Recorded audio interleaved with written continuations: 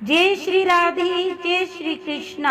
आप सबका हमारे YouTube चैनल लड्डू दीवानी पर बहुत बहुत स्वागत है। आज हम बात करेंगे नर्क में कौन व्यक्ति जाता है और यह कहाँ पर है। पुराणों के अनुसार जब भी कोई मनुष्य मरता है या आत्मा शरीर को त्याग कर यात्रा प्रारंभ करती है तो इस दौरान उसे 3 प्रकार के मार्ग मिलते हैं। ऐसा कहते हैं कि उस आत्मा को किस मार्ग पर चलाया जाएगा यह केवल उसके कर्मों पर निर्भर करता है। ये 3 मार्ग हैं: अर्ची मार्ग, धूम मार्ग और उत्पत्ति विनाश मार्ग। अर्ची मार्ग ब्रह्मलोक और देवलोक की यात्रा के लिए होता है।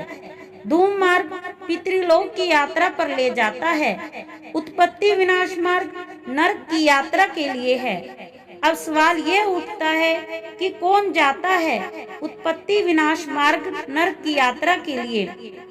ज्ञानी से ज्ञानी, आस्तिक से आस्तिक, नास्तिक से नास्तिक, बुद्धिमान से बुद्धिमान व्यक्ति को भी नरक का सामना करना पड़ सकता है, क्योंकि ज्ञान विचार आदि से तय नहीं होता कि आप अच्छे हैं या बुरे। आपकी अच्छाई आपके नैतिक बल में छिपी होती है।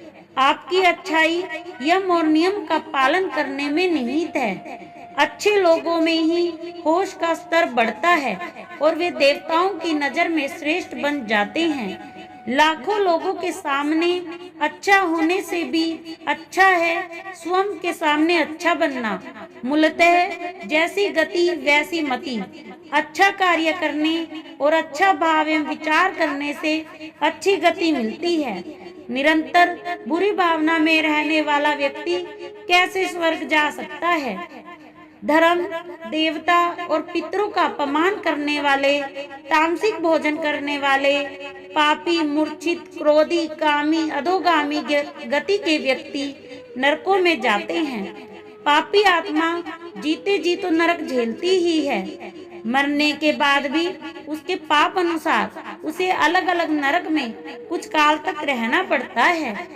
निरंतर क्रोध में रहना, कलह करना, सदा दूसरों को धोखा देना, शराब पीना, मांस भक्षण करना, दूसरों की आजादी छीनना, पाप करने के बारे में सोचते रहने से व्यक्ति का चित्त खराब होकर नीचे के लोक में गति करने लगता है और मरने के बाद वह स्वतः ही नरक में गिर जाता है। वहाँ उसका सामना यम से होता है। गरुड़ पुराण का नाम किसने नहीं सुना। पुराणों में नरक, नरकासुर और नरक चतुर्दशी, नरक पूर्णिमा का वर्णन मिलता है। नरकस्था अथवा नरक नदी वैतरणी को कहते हैं। नरक चतुर्दशी के दिन तेल से मालिश कर स्नान करना चाहिए। इस तिथि को यम का तर्पण किया जाता है, जो पिता के रहते हुए भी किया जा सकता है। पाताल के नीचे बहुत अधिक जल है और उसके नीचे नरकों की स्थिति बताई गई है, जिसमें पापी जीव गिराए जाते हैं। यूं तो नरकों की संख्या 55 करोड़ है, किंतु उनमें रौरव से लेकर श्वश्व भोजन तक 21 प्रधान हैं। महाभारत में राजा परीक्षित इस संबंध में सुखदेव जी से प्रश्न पूछते हैं तो वे कहते हैं कि राजन, ये नरक त्रिलोक के भीतर ही है तथा दक्षिण की ओर पृथ्वी से नीचे जल के ऊपर स्थित है। उस लोक में सूर्य के पुत्र पितृराज भगवान यम हैं।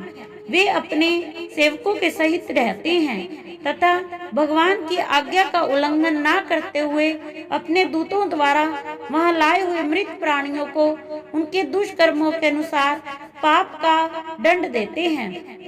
श्रीमद् भागवत और मनुस्मृति के अनुसार नरकों के नाम ये हैं: तामिस, अंधशिस, रौरव, महारौरव, कुंभिपाक, कालसूत्र, आसीपवन, शकुरमुख, अंधकूप, मीभोजन, संदेश, तप्त सुरमी, वज्रकंठ, कशलमली, वैतरणी, प्रियोद, प्राणारोध, विशेषण, लालभक्ष, सारमेयादन, अविची और अहपान।